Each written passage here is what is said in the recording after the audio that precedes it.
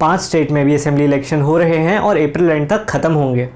आसाम और वेस्ट बंगाल में इलेक्शन चालू हो चुके हैं और केरला, पुडुचेरी और तमिलनाडु के इलेक्शन 6 अप्रैल को शेड्यूल्ड हैं।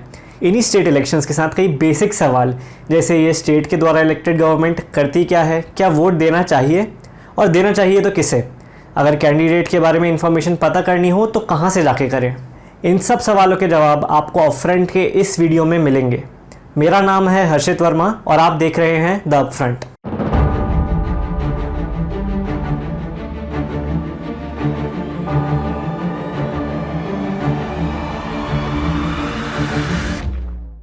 स्टेट गवर्नमेंट को स्टेट के वोटर्स डायरेक्टली इलेक्ट करते हैं थ्रू असेंबली इलेक्शंस, जैसे हिंदी में विधानसभा इलेक्शंस भी कहा जाता है। और यही इलेक्शंस अभी 5 स्टेट में हो रहे हैं। एक स्टेट को कई कॉन्स्टिट्यूएंसीज़ में बांटा जाता है और उन कॉन्स्टिट्यूएंसीज से कैंडिडेट्स खड़े होते हैं जिन्हें वोट करके एमएलए इलेक्ट किया जाता है। जिस पार्टी को 50% से ज़्यादा वोट मिलते हैं वो वहाँ की सरकार बना लेती है, और अगर 50% वोट्स नहीं मिल पाते तो पार्टीज़ अलायंस या गठबंधन बना के अपनी बहुमत हासिल कर लेती हैं।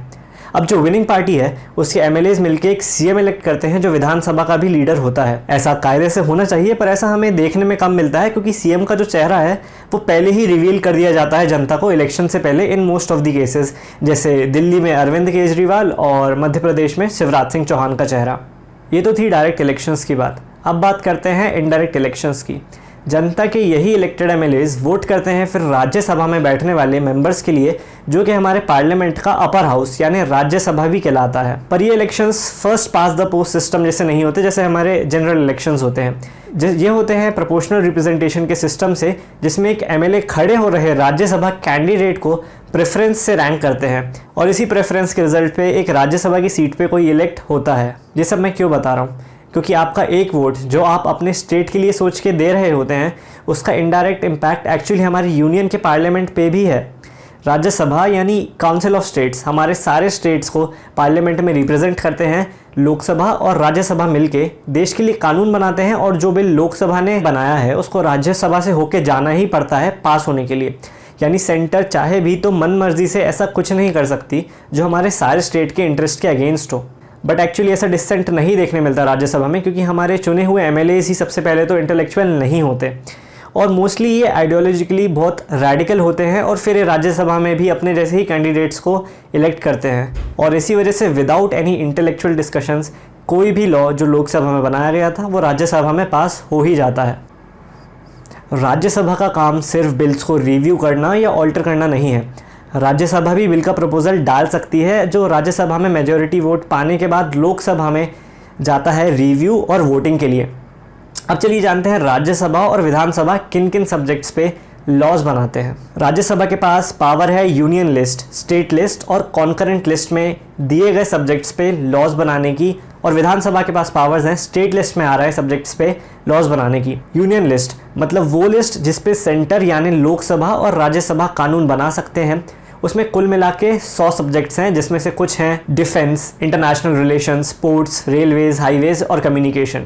स्टेट लिस्ट मतलब वो लिस्ट जिस पे सिर्फ स्टेट या राज्यसभा कानून बना सकते हैं। उसमें 61 सब्जेक्ट्स हैं, जिसमें से कुछ हैं public order, police, public health, sanitation, hospitals, betting और गैम्बलिंग। अभी लेटेस्ट में बिहार के स्टेट गवर्नमेंट ने वहाँ के बिहार मिलिट्री पुलिस के लिए कुछ नए अमेंडमेंट्स टेबल किए और आयरॉनिकली वहाँ के पुलिस ने ही कंट्रोवर्सी क्रिएट कर दी। खैर आगे बढ़ते हैं। कॉन्करेंट लिस्ट मतलब वो लिस्ट जिस पे सेंटर और स्टेट दोनों कानून बना सकते हैं। उस लिस्ट में कुल मिला के 52 सब्जेक्ट्स हैं, जिनमें से कुछ हैं एजुकेशन, फॉरेस्ट, ट्रेड यूनियंस और पर्सनल लॉ रिलेटेड सब्जेक्ट्स, जैसे कि मैरिज हो गया, एडॉप्शन और सक्सेशन। ये तो हो गई कानून बनाने की बात यानी लेजिस्लेशन की बात। अब बात करते हैं इसके एग्जीक्यूशन की, एडमिनिस्ट्रेशन की यानी एग्जीक्यूटिव की। स्टेट एग्जीक्यूटिव के अंदर आते हैं गवर्नर, जिनको प्रेसिडेंट इलेक्ट करते हैं, जो हमारे हाथ में नहीं है। पर एग्जीक्यूटिव में अगेन चीफ मिनिस्टर एंड उनकी काउंसिल ऑफ मिनिस्टर्स जो अलग अलग डिपार्टमेंट्स देखती हैं, जैसे पीडब्ल्यूडी जो रोड्स बनाते हैं स्टेट में, इरिगेशन डिपार्टमेंट जो खेतों में इरिगेशन रिलेटेड सब्जेक्ट्स ओवरव्यू करते हैं, हेल्थ डिपार्टमेंट, और ऐसे ही कई और डिपार्टमेंट्स होते हैं जो वही लोग हैंडल करते हैं जिन्हें हमने इलेक्ट किया था विधानसभा इलेक्शंस में। अब जब टेबल पे हमने सब रख दिया है कि क्या स्टेक पे है, आपको थोड़ा अंदाज़ा हो गया होगा कि आपके वोट की वैल्यू क्या है एक स्टेट इलेक्शन में। अब आपको कुछ रिसोर्सेज बताता हूँ जिससे आप अपने कॉन्स्टिट्यूएंसी से खड़े हो रहे कैंडिडेट को जज कर सकते हैं। पर सबसे पहले आपको पता तो हो आपके यहाँ से खड़ा कौन हो रहा है। लोग सिर्फ बीजेपी, टीएमसी या आईएनसी को देख के वोट दे देते हैं कैजुअली, बिना देखे कि उनके एरिया में खड़ा कौन हो रहा है। ये प्रेसिडेंशियल इलेक्शन नहीं है जो अमेरिका में होता है। हमारे यहाँ पार्लियामेंट्री डेमोक्रेसी है, यानी कोई भी सुप्रीम लीडर इलेक्ट नहीं होगा, सबकी पावर डिस्ट्रीब्यूटेड है अलग अलग सब्जेक्ट्स में।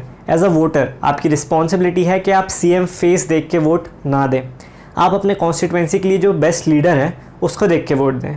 आइए जानते हैं क्या रिसोर्सेज हैं वोटर्स के लिए जिससे वो इन्फॉर्मेशन हासिल कर सकते हैं उनके एरिया से खड़े हो रहे कैंडिडेट्स के लिए।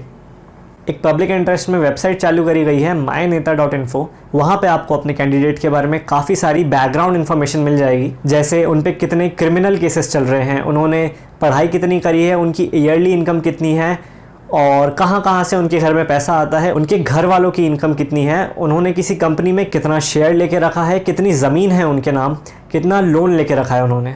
अब ये जो डेटा है ये मायनेता वेबसाइट कैंडिडेट्स के एफिडेविट से लेता है, जो इन्फॉर्मेशन कैंडिडेट ने खुद फाइल करी होती है। मतलब ये अलग से कोई रिसर्च नहीं है, ये एफिडेविट की ही जो इन्फॉर्मेशन है वो myneta.com पे आपको डायरेक्टली मिल जाएगी। नेक्स्ट, कई बार लेटेस्ट इन्फॉर्मेशन या कोई कैंडिडेट का इन्फॉर्मेशन myneta.info पे शायद नहीं मिले, तो आप इलेक्शन कमीशन के ऑफिशियल पोर्टल पे जाके अपने कॉन्स्टिट्यूएंसी से खड़े हो रहे कैंडिडेट्स देख सकते हैं और उनका काफ़ी सारा बैकग्राउंड इन्फॉर्मेशन उनके एफिडेविट से पढ़ सकते हैं, जिसमें उनके क्रिमिनल रिकॉर्ड्स तक लिखे होते हैं। एक और वेबसाइट है इलेक्शन कमीशन की ही, जिसमें आप पुराने इलेक्शंस के एफिडेविट देख सकते हैं जो ऑलरेडी पहले हो चुके हैं। उसका लिंक भी आपको डिस्क्रिप्शन में मिल जाएगा। ये जो तीनों वेबसाइट मैंने बताई, आपको इन तीनों वेबसाइट्स का लिंक डिस्क्रिप्शन में मिल जाएगा। अगर आपके यहाँ अभी इलेक्शंस नहीं भी हैं तो भी आप इन वेबसाइट्स को बुकमार्क करके रख लें, ताकि आपके यहाँ जब भी इलेक्शन हो तो आप इन रिसोर्सेज को यूज़ कर पाएँ। इलेक्शन मतलब पॉलिटिकल पार्टीज़ का फेस्टिवल। बड़े बड़े पार्टीज़ को अंधाधुंध पैसा आता है इलेक्टोरल बॉन्ड्स और डोनेशंस के थ्रू इलेक्शन के टाइम, और ये पैसा बड़े बड़े रैलीज़ में खर्च होता है। और वहीं इलेक्शन जीतने के लिए कितने तरह के फ्रॉड भी किए जाते हैं।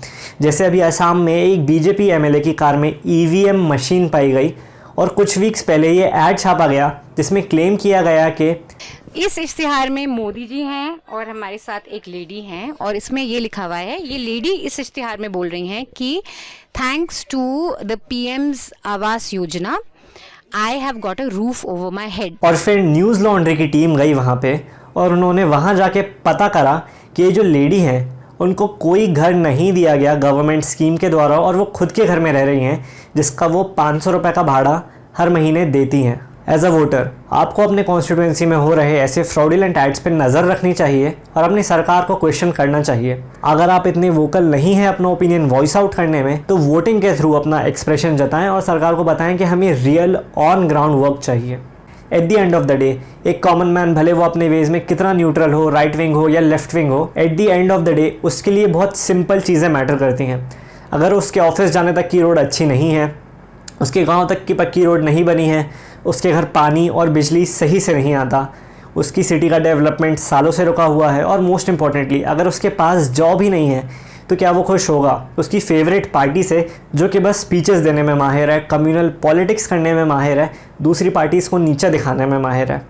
उम्मीद करता हूँ जो भी ये वीडियो देख रहे हैं, स्पेशली यंग वोटर्स, जब उनके स्टेट में इलेक्शंस आएँ या लोकसभा इलेक्शंस, तो हमारे देश के लेजिस्लेटिव और एग्जीक्यूटिव स्ट्रक्चर को ध्यान में रख के वोट दें, क्योंकि एज अ वोटर यही हमारा फॉर्म ऑफ एक्सप्रेशन है कि हम हमारी सरकार से क्या चाहते हैं, डेवलपमेंट या सिर्फ बकैती। जिनके यहाँ इलेक्शंस हैं मैं उनसे रिक्वेस्ट करूँगा कि आप खुद जाके वोट करें, अपने फ्रेंड्स, फैमिली और कलीग्स को भी इनकरेज करें वोट करने के लिए। जिनके यहाँ नहीं है वो लोग एक काम करो, आज अपने एमएलए का नाम पता करो, अपनी कॉन्स्टिट्यूएंसी का नाम पता करो एंड कीप योरसेल्फ अपडेटेड। आसपास देखो अपने एरिया में क्या डेवलपमेंट्स हुए हैं और आपका एमएलए कहाँ कहाँ अपनी फ़ोटो छपवा रहा है। आप क्या सोचते हैं कैंडिडेट को किस बेसिस पे वोट देना चाहिए, एजुकेशन, ऑन ग्राउंड वर्क या फिर जिसके पास कोई भी क्रिमिनल रिकॉर्ड नहीं हो? आप हमें कमेंट सेक्शन में लिखकर बताएं।